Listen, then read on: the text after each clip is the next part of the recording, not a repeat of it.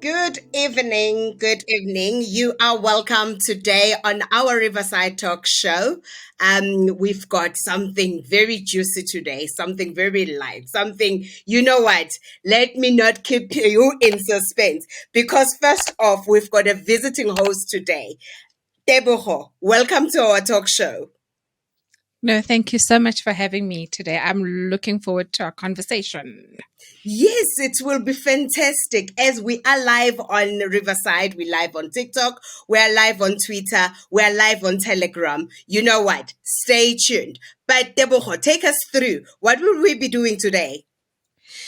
Well, this is a new feature to NMP Talk Show, and I'm very excited to actually be here tonight. It's our first book review, and we have an author in the room, and she's going to take us through the story, take us through her book. And then we've also got a very exciting announcement towards the end of the show. So, yeah, please stay tuned, and I hope you all enjoy it. You know what? Let us not keep our listeners in suspense. I will read just a synopsis of what our author is bringing to us before we can bring her on stage. How is that? Yes, please, please. I think that will be Take us. great. I think Oh, that will be please do. great. All Please do. right, let okay. Let me just get the synopsis for this or for this author, and then the author is gonna take us through. So here, Petra is a mixed race, 18-year-old woman whose family has recently moved to Joburg from the Eastern Cape. Her homesickness is quickly replaced by infatuation when she falls in love with the popular and handsome Kevin. She tentatively allows herself to open her heart to him and hopes this leap of faith is worthwhile. As she falls deeper in love, she is oblivious to the fact that Kevin is simply playing a game and she is just his latest object. Things become complicated as he starts to develop genuine feelings towards her, but his old habits remain. When Petra discovers his true colors, her heart is broken. She experiences a roller coaster ride of emotions and hard life lessons about life and love. You know, before we go deeper on this one, understanding the theme of the book, let us welcome our guest speaker today, our author, Sinovuyo. Sinovuyo, please join us on stage. Hi, Sis Vicky in the house. Hi, Sis Crow. Thank you so much for having me on. You are welcome. Please tell us, what is the theme of your book? So the main themes here will be love, romance, heartbreak, the lessons learned for this young girl after experiencing heartbreak. Wow, sounds interesting. Debuho, what can you Yeah. say? Well, I think it's quite a common theme because all of us sort of go through that type of experience when we one come of age and sort of start having these feelings, either for and we sort of ask ourselves the question, and sometimes it's very confusing because you don't know if it's real love, if it's infatuation, or you just don't know what your head and your mind and your heart are actually saying when it comes to that. And is that sort of the type of feelings that you want to actually bring out in this book? Yes, so there's definitely the infatuation and depth, the depth of emotions, which is quite interesting because often teenage love is sort of seen as superficial and unimportant. So the difference with this book is that the teenage feelings are quite real, quite in depth. And that's what's a bit different than how most of the teen rom-coms or romantic novels tend to go. Good. You know, and one thing that I really did like, and before we actually go into the lots of the questions that we will go deeper into the question is when you painted Petra, you painted her as you know, you sort of give a background about her history, where she comes from and coming to Johannesburg. And do you always think that when we see these big lights, what effect does it have in terms of our feelings? Because, you know, most of us, even though we're not necessarily village girls, coming to Johannesburg was quite a different Yes. feel to the way Not that an we are used to. experience, you know. Deep. Yeah. No, since this was inspired by my own experience as an 18-year-old, I moved here at the age of 17, and I can say it's quite it takes a while to adjust to the pace of everything. And I remember just having this feeling that the young people I went to school with, my age, they acted a lot older. Like they were more like they're 21, and I was like this deer in headlights, like, you guys can do that? Your parents allow you to so, so it was quite quite an adjustment. But also just the homesickness was very real. It was like trying to adjust to how things are. But eventually I did, and I quite enjoyed myself once I got comfortable. But yeah, initially it was quite like a culture shock. It was it was quite an Yeah. adjustment. Okay. Yeah. Wow. That's thanks for that. Appreciated. Yeah. We definitely know Yeah. moving to the big town. Some of us are still not necessarily used to it. We sometimes wish Fast we could go pace. back to the simple life of I still can't maneuver my way around Joburg, okay? You drop me off, I'm gone. Yeah. All right. So now we can get into possibly the meat of the book. So, you know, and you can take us through some of the themes and just the stories that you tell in the book. So maybe we just start with something just at the beginning. Um, you know, in chapter 3, she sort of explained. So now we're talking about Petra, how she is Mm, so excited that now this guy at school, the way it's painted the picture was that, well, he was very popular, but now he notices her. mm. Now that feeling, what is it that, you know, when we get attention from men, we kind of like get this flutter in our, or these butterflies in our stomachs. Well, when we look at that scene in particular, he took the time to walk over to her. She's sitting on her own, and he asked her, "What is she thinking?" She's like, "Oh, you look like you got a lot on your mind. What are you thinking?" And that taking of initiative, especially a teenage girl. If you go back and remember, with the teenage boys, were pretty much in their own world, doing their own thing. So it must have, for Petra, I imagine it must have been very exciting that this popular guy that just declared love for her, right, is now saying, I also want to know what you think. And I think for women, it's such a new thing. Like, men most of the time are paying attention to what we look like or attraction. And when somebody asks the question, what are you thinking or what are you feeling? You start to think, oh, I think he's more interested in me as a person, not just a superficial type of attraction. And I think that usually means quite a lot for women. Like we start to think, oh, maybe I should take this person more seriously. So I think that's what happened with Petra. She sat and was thinking about whether to accept this person or not. What are his intentions? And here he comes saying, "Oh, you look like you've got a lot on your mind. What are you thinking?" So for her, it was like a moment of exciting and like excitement and like you said, the fluttering of the stomach, Butterflies in the stomach, thinking like, oh, you really want to know what I think?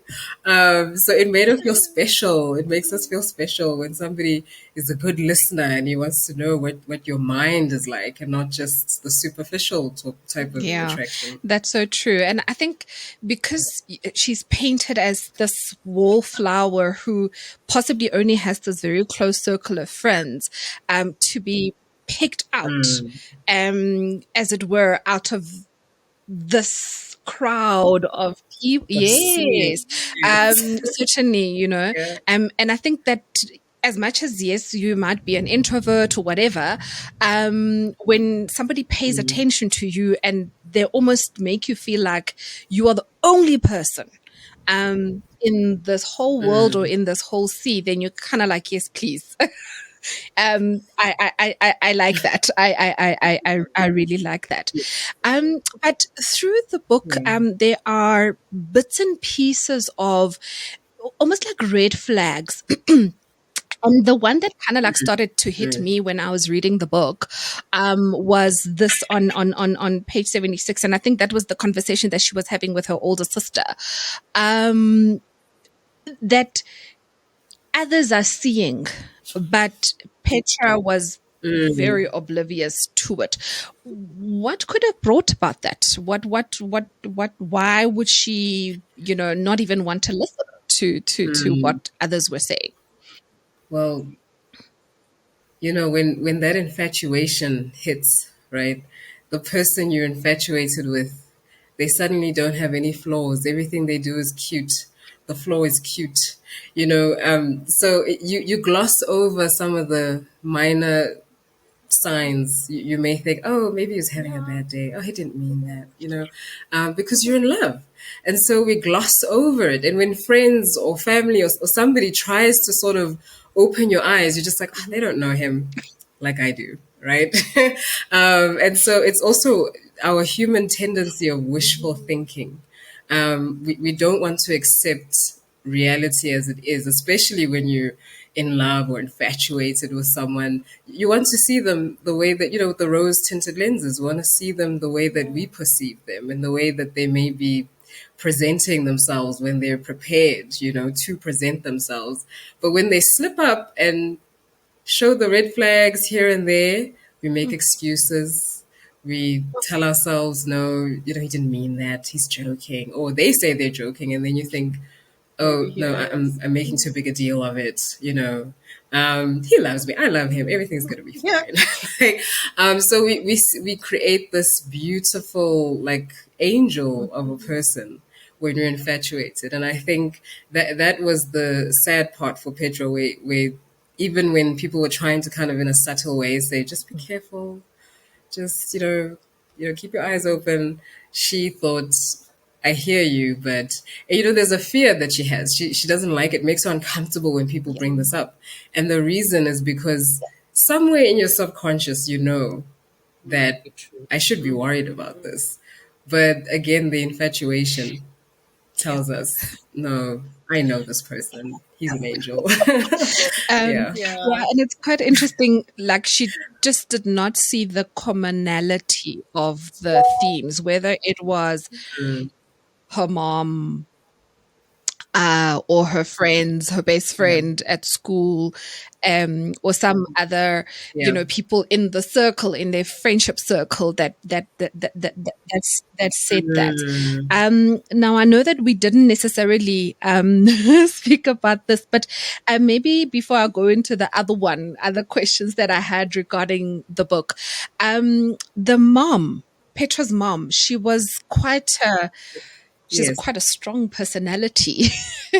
uh, yeah, Yes. Very. maybe do you just what is it? I know you don't necessarily paint it in the book, but is it also her personal experiences Mm, that, or it's a matter of I've brought my child from a rural area into Johannesburg, and therefore I actually want to mm, protect her.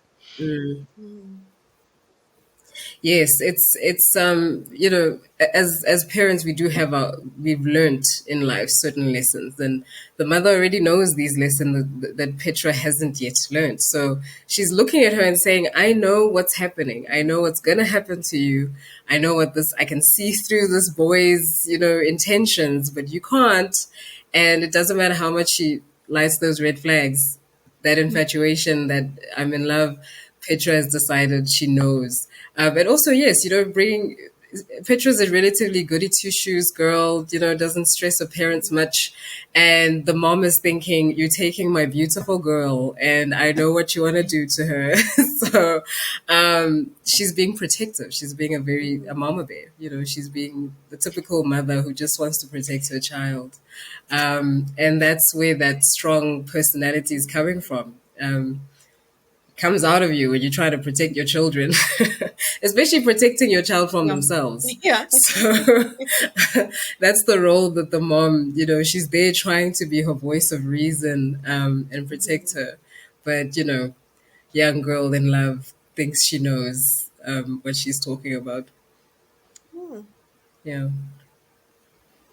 Okay, I think we lost Sino there. She's still here. Okay. Oh, no. Yeah. You, Am I Yes, you back? yes, you were you are. here. I think it's Deborah who lost you, Good. but you were still here. We got everything that you have said.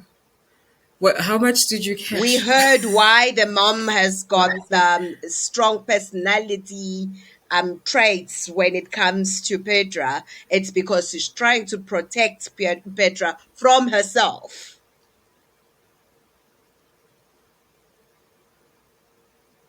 You got that?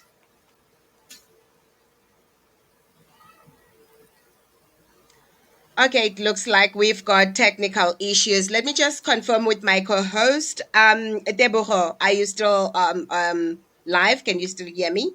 Yes, I hear you perfectly. Okay, that's Thanks. great. And Sino, can you still hear me? Okay. Can you Okay. hear me, Sino?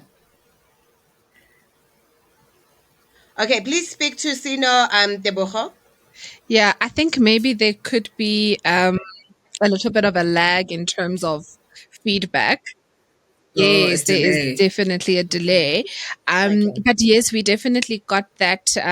Thanks, Figile, for sort of, painting that picture to say what Sino was saying is the role of the mother in the book is to protect Petra from herself, and to almost be that mama bear and like, well, I don't want anything to actually to harm you as my child. Does that sort of summarize what you were saying, Sino? Yes. Yeah, that's pretty much Okay, it. all Great. right. Yeah. Maybe before we get into do you want us to just maybe introduce us to Kevin? This the yes, All please. right. Please do. Yes, so I thought I would read an excerpt just to give the viewers or the listeners a picture of what he's like when we introduce him and how he woos or tries to draw Petra Okay, in. please do. So here goes. It's chapter 2. It says, I love you. Would that be too much? Thought Kevin as he sat beneath the tree in his mother's backyard. He had watched Petra, observed her around her friends, in class around him. She hardly paid him much attention, but then again, he'd never really cared much either. Things were very different though. He wanted to make sure he had her attention. After all, he had a reputation to uphold. Hello, answered Petra. Hi, how are you? He asked her. I'm fine, thanks, she replied. He had called her on private number. It was always interesting to hear how women reacted to that. Petra, of course, was being polite. So predictable. It's Kevin from high school. You remember me, right? He laughed. Oh, right. Hi, sorry. You called on unknown number, so. Oh, sorry about that. I forgot I still had set it on my phone. Anyway, I was just thinking about you and thought I'd give you a call. Oh, okay. That's really nice of you. Great party yesterday, she said, turning cold on him, but he would turn it around. Actually, I kind of have a confession to make, he said.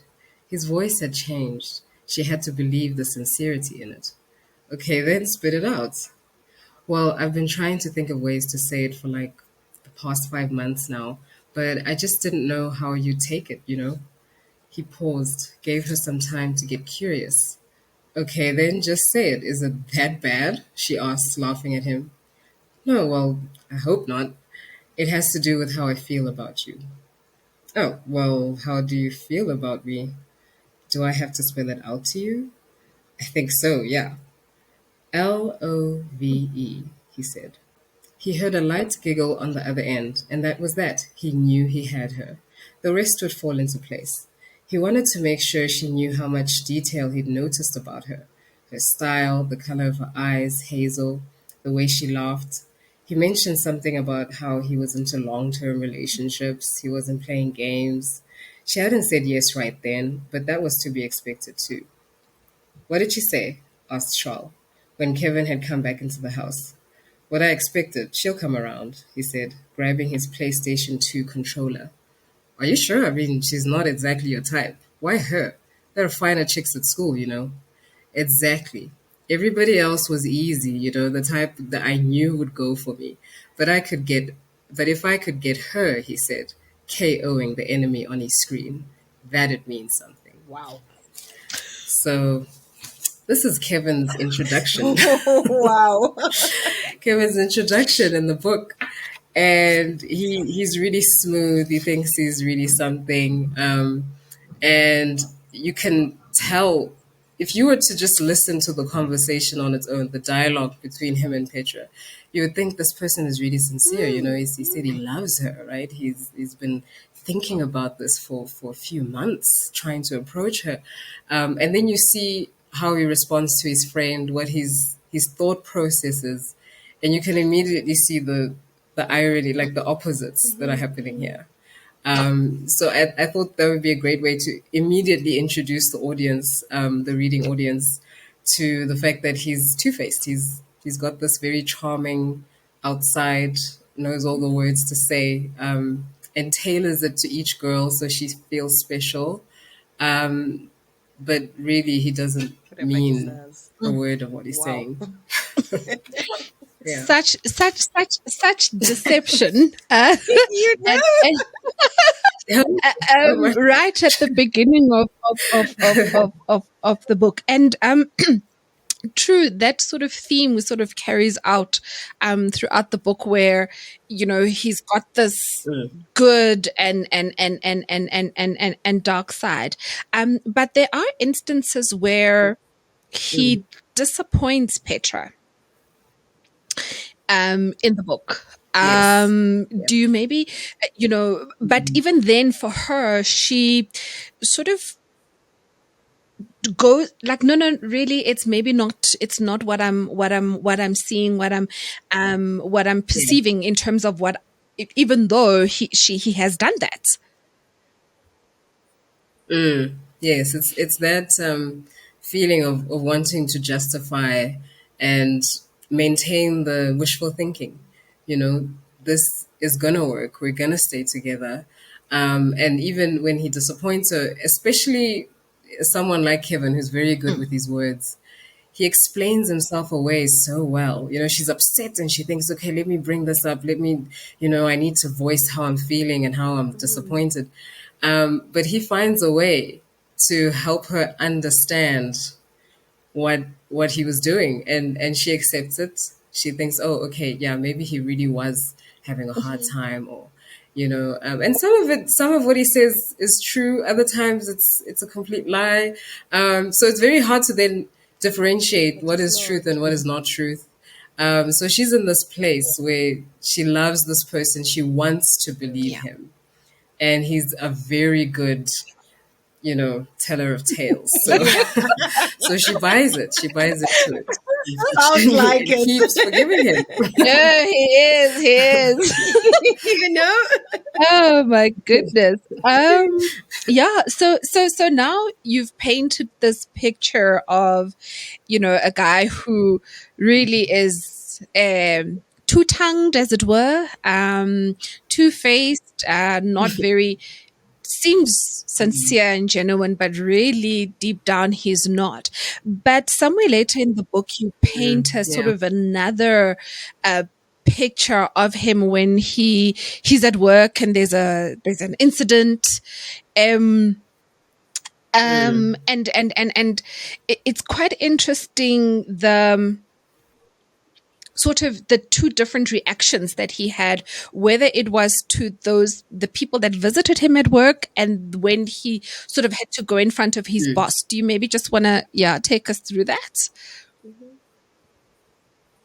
So when the girls come and confront him, two girls that he was lying to, decide, okay, we know where he works. We're gonna go get him together, and it's a scene. He's at work. It's in front of everyone.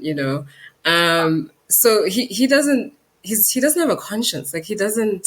He's not bothered by them and everything they're saying. The only thing that bothers me, he's not even worried about the people at work watching him, the customers. The main concern is my job, Yeah. my salary. So he's only bothered when the boss says, "Okay, you're gonna be working without pay because this drama Yeah. needs to stop as a penalty for what he did." And his thought is, "Oh no, my salary." So like, even still, after these women have come and expressed how frustrated they are with him and really given him a piece of their minds, he's not bothered. He's not guilty. He's just concerned about himself and his salary. But then that's why he cares about what the boss says, because now it affects his life, Yeah. right? And by extension, his family's life, because he's a sort of provider as well.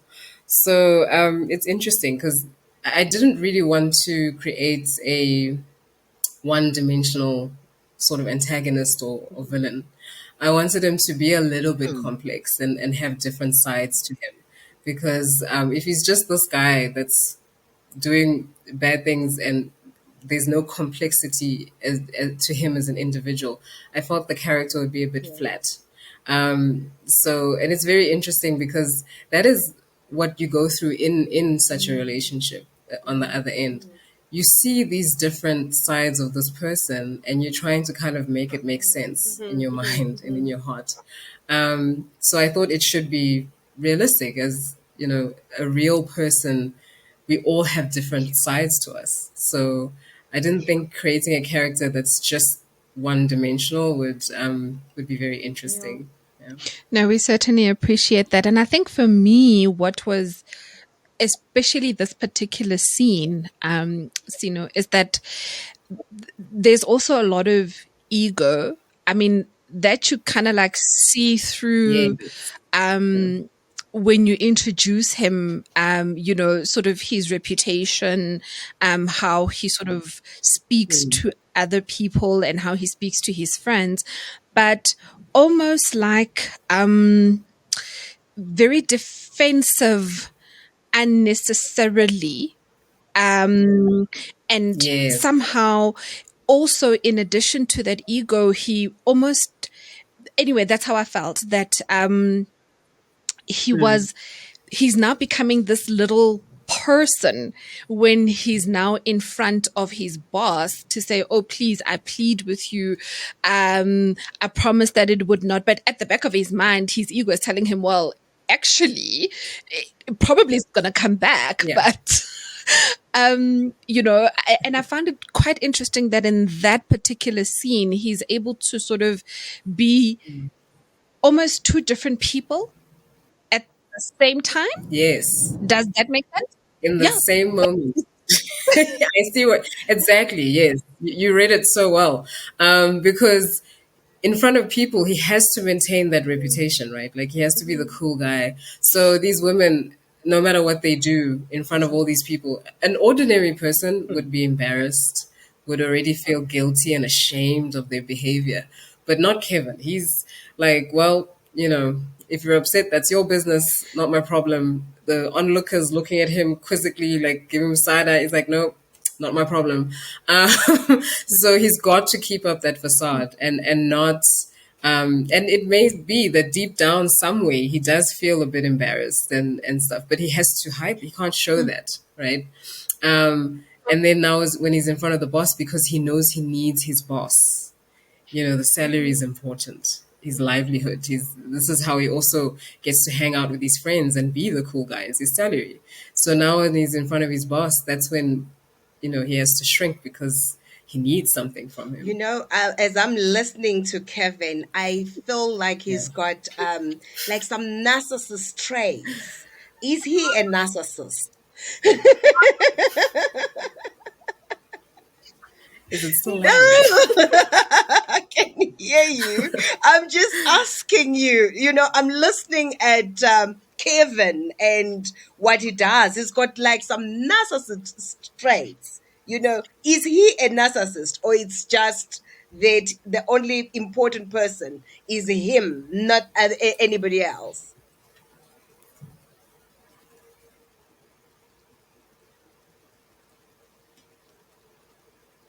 Did you Sina, get me, Sina? did you hear that? No, sorry. Um, I didn't hear Oh, that Can okay. you part. convey it for me, Teboho? Yeah, so Figula was asking, is he a narcissist? Because it sounds like he's got very narcissistic traits, very much cares about No. himself and nobody else. Is like, okay, I don't mind who I trample on, but you know. It's funny because I've recently really learned a lot about narcissism and narcissists. But when I wrote You this, I wasn't. was 19 when I wrote this book, so I didn't know much about narcissists. That was not in my mind when I wrote it. But as I'm listening to myself, I agree with Sispigile. He does have a lot of narcissistic tendencies, very self-involved and self-important and not caring about others' You feelings. know? But now that I know about narcissists, there is, as we go further in the book, there is a part of him that can be empathetic. Mm. So I would say he's more like a very selfish sort of person because he's trying to be so cool. He's developed these cold qualities because in his mind, that's what he needs to be to Oh. survive. I need to be this cool guy. I need to impress my friends. And one of the ways to impress friends is to have the string of girls that he's mastered that art. So that makes him cool. Okay. But I wouldn't really call him like a full on narcissist, but he definitely has Like, some narcissistic traits for sure. Yeah.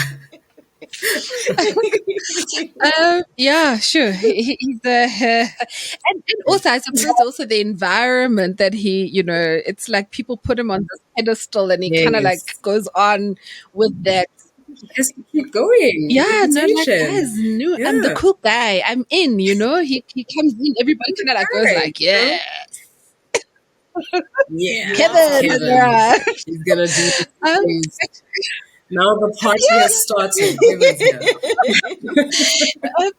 the book, yes, it might sound like it's quite heavy here and there, but I love the bits and Yeah. pieces of comedy, and I'm gonna call it comedy because it's quite interesting when Petra goes into one of these daydreaming sessions that she has about her life. That is very And it's specific. there's one part I actually laughed where she's thinking her kitchen is gonna have Russell Hobbs, and I'm like, yo, this book was written a long time ago. Wow. Whatever, 2007. Do you remember? In 2007, Russell Hobbs was the thing to have in your kitchen. Right? It was a thing.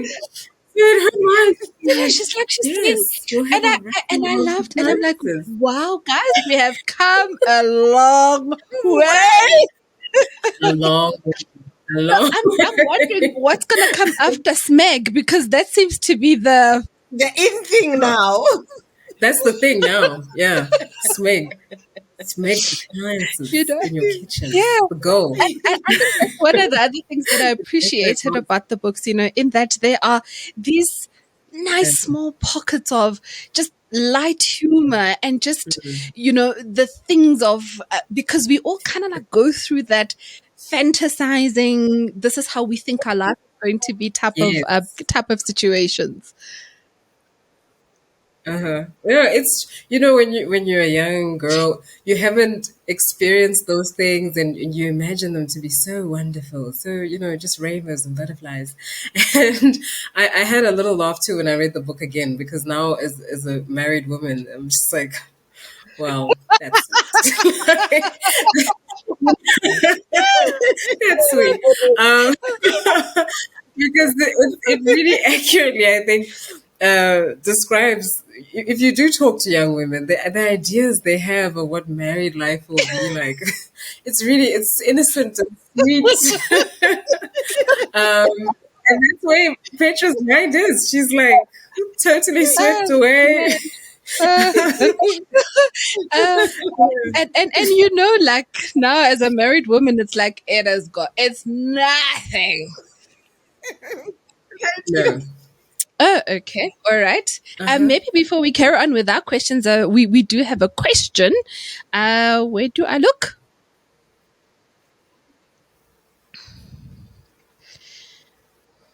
Okay.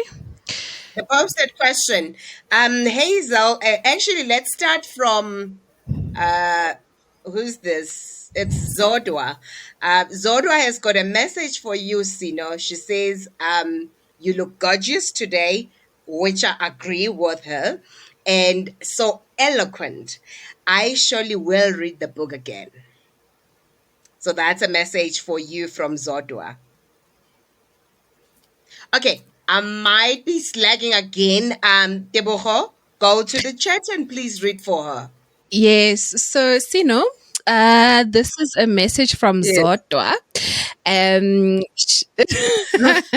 So she says, Sino, you look gorgeous and so eloquent.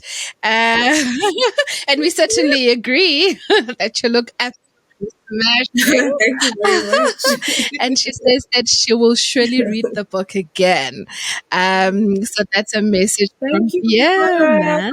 And then there is, Thank you. she says she's your aunt. Okay. Hello, auntie. Yes, Hi, she's my Aunt. aunt. Absolutely welcome So to nice the having show. your aunt reading your book, eh? Oh, we are so grateful. We are so grateful that Yeah, you yeah. join us. Thank you. There's a question from Hazel, and it says, does Mm, he as a character, so they're talking about Kevin, yeah, have true yes. capacity to love? In the book, I think he's actually very immature. He's not yet. He hasn't allowed himself, let me say, to be in a space where he would have a capacity to love because his focus is very superficial, very much about himself. But by the end of the book, we start to see a little bit of feeling developing. And I think the way I think of him as a character, if he were to mature and stop having this goal of being the cool guy and everything's about that, he could have the capacity to love if he allowed himself to. But as long as he's got this mindset of self first, I've got to maintain this coolness and this reputation, and his maturity levels are still where they are. Um, if he keeps that up, then his capacity to really love someone will always be missed for him. Yeah. Yeah, that's so true. Thanks. I think what I also, maybe just to sort of latch on or add on to what Sino was saying, is that um, maybe, anyway, I'm just going to say maybe not. Uh, because it does take a lot, even though he does sort of get a conscience towards Mm, the end of the book. Um, mm. and he seems to kind of like want to, or he's thinking very seriously about his past, the current, and why all of a sudden, he's thinking seriously about hurting Petra's feelings, which he never really cared Yes. about in the Yes. beginning. Um, No. I still No. think it's very much protecting self more than actually Mm, I want to think about another person. It's always coming from what's in it for me. I don't understand why, A right? Why selfish why am I motive. feeling this way? I shouldn't. You are, Yes. man, you're the cool Yes. guy. You mustn't have these feelings at all. So Mm-mm. I don't know. Yeah. Yeah. Don't let this girl, in. Yeah, no, because in the book he is still that 18-year-old who lacks that maturity. No, he's. We always wonder as readers. We're hoping, I don't know about everybody else. I'm always hoping at the end of the story that the guy will change. He'll learn and he'll be much better than he is. And but he, like I said, he has the potential if he Yeah. wants to, if he's really willing to put in the work to undo these like selfish tendencies. But as you said, he's fighting it. He's like, no, I don't want to. I don't want to be this person that's like falling for Like someone for why? real. So he fights it, even when he feels it. He fights it because we're habitual creatures, True. right? So he's comfortable in the selfish, cool guy, because now what will he look like to his friends if he suddenly, and we see how Charles, his sort of close Yes. friend, in this whole thing, questions him like, are you okay? Like, why do you suddenly care what she thinks and how she feels? So he's suddenly so his friends don't understand, like, who is this person, and that can make us uncomfortable. I think all of us, when we're used to sort of a comfortable space of this is who I am and this is how people perceive me, it's a brave thing to change and come out of that persona or that pedestal when you put on its pressure. So if Kevin were to really mature, I imagine he could start to see the value of dropping that facade, and stepping up, and becoming a more mature person, and really allowing himself to open up and love someone and be loved Mm, by someone. Because even being loved by someone for him is like he's closed yeah. off to that. So Yeah. Yeah. it's Yeah. a very sad situation, but he doesn't see it. He thinks he's Yeah. so cool. So Correct. So we so he so Okay. doesn't. We've Yeah. got another one from Kumbi. Can you hear me now, Sino? Yes, I can hear you, Suspigile. Perfect. So we've got another one from Kumbi. She says, he says, sorry, Kumbi. he, Um, he says, when can we expect the next book? uh, that's my husband, by the way. Oh, sorry. You know what?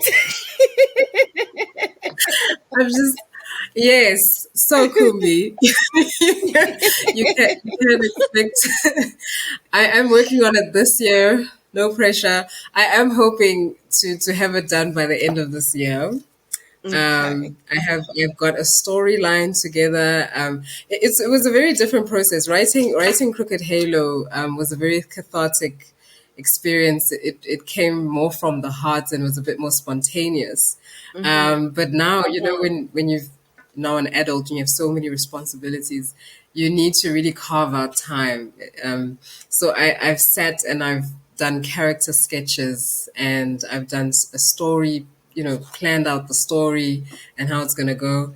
And so that's why it will take a bit of a process to get it out. But I am gunning for end of this year, having the Okay. sequel ready. And Auntie Zodwa, now I know that it's your aunt. Auntie Zodwa says, it will be interesting to read your next book. I think you gifted. Yay! And I do believe that you are gifted. Some of our viewers on TikTok were saying the very same thing, that you are gifted. Even when you read, Oh, you actually oh. narrating the story so nicely that they can listen, like continue reading and we'll sit here and listen. So yes, we do Thank you we very do agree much. with Auntie Zodwa as well. Oh, Oh, I no, that's appreciate that. Thank you so absolutely. much. Thank you so much for the questions and the comments. It's absolutely amazing. We really appreciate that. So, because the main characters is Petra and Kevin, you bring a little Mm, bit of a soft side to him in one of the chapters. yes. uh, when he Yeah. is pondering about his mom. So how important is his mother to Mm. him? Like this is it was quite a nice surprise for me anyway, when I read the book. Yeah. Yeah, yeah. So his mother is really the only woman that he loves and respects. So we imagine like growing up. Obviously, you have your mother that's taking care of you and your siblings. He developed a real love for her before he grew up and tried to be the cool guy that doesn't feel anything and doesn't. So he loves her, respects her, and he lies to other women for selfish reasons, for to trick them, to have fun with them. But with his mother, if he lies, it's because he's embarrassed. He doesn't want her to know what he's doing that she doesn't approve of. He wants her approval. As we've seen before, he doesn't care what everybody else thinks. He Yes. doesn't care, he's all about himself. But when it comes to his mother, he's concerned about what she thinks. He respects her and he loves her. And it's very ironic because of the way he treats women in general. Women in But general. it's like, yeah, she's in a separate category. She's in a totally, different category than how he views other women. She's his conscience, really. Like, you can hear when she tries to reprimand him about anything, he's like, okay, okay, ma. Like, that's the only person who can really cut through that conscience, is his mother. So she means a great deal.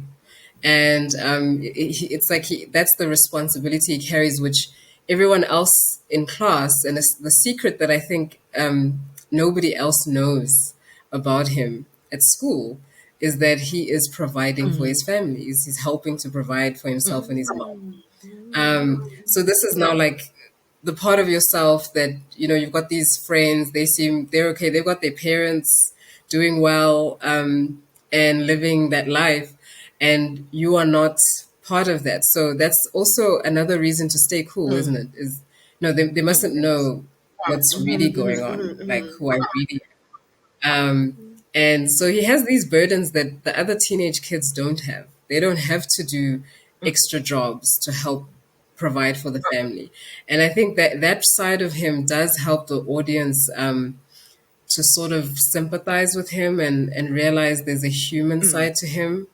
And so I felt, like I said earlier, like having an antagonist or a villain that's just evil is not very interesting. It doesn't move us. So when we see that he has this other relatable side, we feel Mm. something for him, even after we're so upset with him and what he's doing to Petra and all the other women. And you can sort of understand why Petra might give him a pass Mm. sometimes. She's got this like, but he's so hardworking. Look how he treats his mother, and you know, Mhm. um, so she wants to believe the good in him. She can't accept that he's just. She wouldn't be able to accept it. She wants to believe the good side Yeah, of that's him. so true. Like, by the time you get to this point in the book, you've almost built up Mm. a hate. I don't want to say, but like almost as like this person, right? Resentment. Dislike. You really don't like him, What is wrong right? with this You really guy? don't like him at all. You're upset with Petra too. Hey, Yeah, open your yes, eyes. It's like Why you watching can't you a see horror movie. this? yes. You want to Ah, say to him, "What's wrong with you? Come but then on." you bring this very soft brush of somebody that is genuinely concerned about, Mhm. Mm. oh, so I'm now they're gonna dock my pay. What's gonna happen to my mom? And it's genuine concern. It's Mom, not, yeah, that's the first yes, thing. it's not, not Genuine at all concern. to Mm. himself. Even on the when he was not home, and he's sort of the way that he responds to his mom when he comes back, Mm. it's very soft with where Mm. with when he was speaking to Petra about it, he was very calculating. Um Very, yeah. yes, yeah. Kind of like you can see at the back of his mind Strategic. he's calculating Yeah. his words, and like, no, the way it needs to land with her, it needs to be like, don't worry about Mm. it. But with the mom, it's almost like, Mm. Mm. Ngiyaxolisa ma, I'm very sorry. I didn't mean to put you in Yeah, I'm trouble. so sorry. Yes. To give you the worry that you have. You don't have to stress so much about it. So, yeah, this was a quite interesting. He's quite protective of you. Yes, Yeah. no, it was quite Yeah. a nice Mm. other angle to see to this Kevin character. Um, now, I would just want to speak a little bit about Petra's older sister, because that's just sort of another Uh, character in the book. Yes, or Akona. Akon. Yes. Uh, so you paint her as this very cool, kind of life together, still has to live at home for whatever Mhm. reason. Yes. Um, Yes. Life Life is is good. She's still living at home. but also her character, I found that Um, um, she's very hardcore, but when it comes to Petra, she's almost feels like she is this delicate flower that or this egg mhm. that can't be dropped on the ground. And is that how you want us to perceive her in the book? Yes, she is, just as the mother was the mama bear, the big sister is like the mini mama bear, that's often as The the older deputy siblings, you have mother. the protective. Yes, exactly. you you have that protective feel for your younger siblings, and especially being, the youngest girl, and she's, been the good little innocent girl. The big sister wants to make sure nobody touches Yeah, her, right? She's my little yeah, pet, my yeah. little sister. And the mom, Akona has that strong character. She's inherited that strong character that the mom has From the as mom. well. So her character, I also wanted to sort of show a different perspective. So we know Petra is basically the main chick for Kevin, and then there's side chicks, whereas Akona discovers she is the Yes, side chick to someone, and yes, I think showing that side. For such a strong woman, she's broken down by that experience, and seeing the theme of heartbreak and what our actions and words, how they affect yeah, another person. That's yeah. also underneath the theme of heartbreak and what it does to us. And so I thought with Akona's experience, she's the protective big sister. She's the strong personality. But even for her, having that betrayal happen to her um, really breaks her Yeah, correct. emotionally. Yeah, it does. Actually, I remember that particular scene when she was just, and it was now Petra sort of doing the consoling, when this particular one Yes. happened. The one thing that I sort of little bit struggled with Akana at the beginning of the book, when they're having this conversation about this person at school who's Kevin.